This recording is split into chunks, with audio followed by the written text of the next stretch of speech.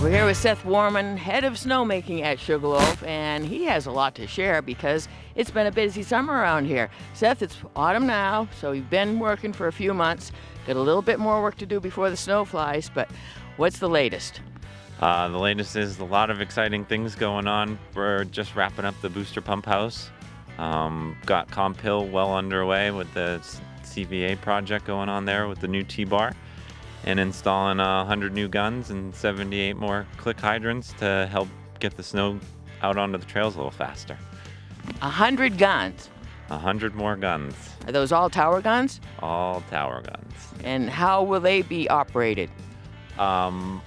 78 of them will have the click hydrants. Most of them will be up at the summit, Gandhi extension, Toad extension, Timberline extension, finishing off the upper part of Gauge with tower guns. Those will be soft hose traditional hydrants, and then getting from the top of the super quad to spillway crosscut with guns also to make that more of a reliable way after the thaw freezes, and trying to get sluice head wall in there also. So.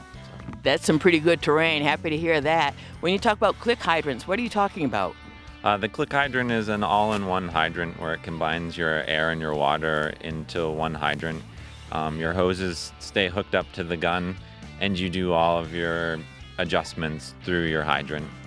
It cuts the time down in half and your labor force in half. So with the labor shortage and hard to find people to do the work, these hydrants are filling in that gap. But we're not completely at the point where we don't need snowmakers. Just on Lower Comp Hill, that will all be fully automated, so you can start it from anywhere in the world through your cell phone. No way, that's pretty crazy. Yeah, super exciting there. Getting some SMI fan guns going there to really pound out some snow and try to get that open as soon as we can for them. And that's part of the CVA project? Yep, they funded that whole project, and I feel like that's going to be a huge breakthrough for Sugarloaf, and just everybody seeing how much faster and quicker and better that technology can help snowmaking out. So what are you most excited about that you've been doing this summer? The booster pump house has been our main project since May 12th. We've been working on it, and we're still tying up some loose ends there, but that's the bread and butter of the summer. That's taken most of our resources and gonna make the biggest difference for snowmaking. Where we are now, we're next to it, and we're not too far from Bullwinkle, so we're kind of halfway up on the mountain. First time we've had a pump house up on the mountain. How does this make a difference overall in snowmaking? Overall in snowmaking, it's gonna up our water flow from about 3,300 gallons to 5,100 total GPM out of the primary pump house. It gives us the pressure to run low energy guns anywhere on the mountain that we want to and have reliable pressure, and we've never been able to do that.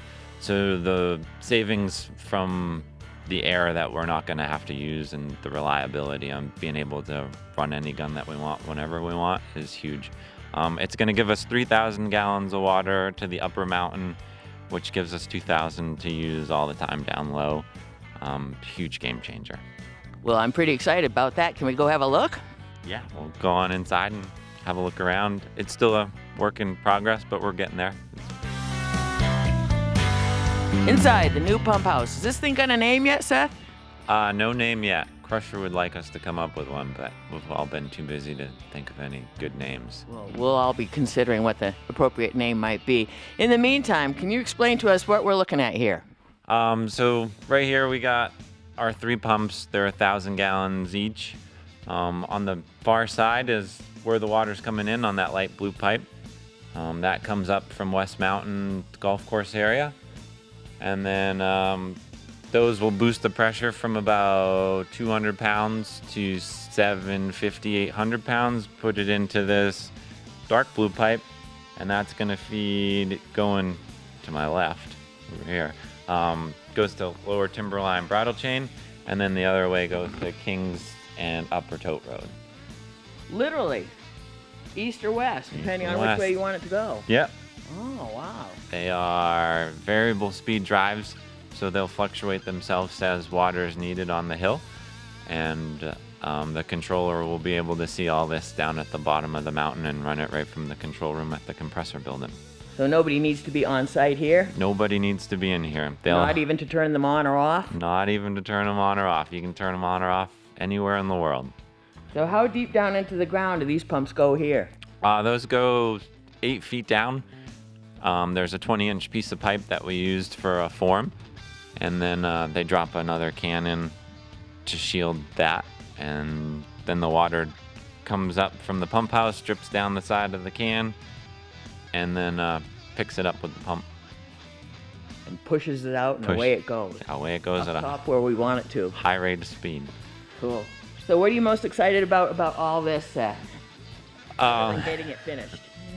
Getting it finished, big overcome, but just the pressure that we gain out of it and the added water, we'll be able to add a whole nother trail to the opening mix, hopefully. Will it make your job easier or more satisfying, or both?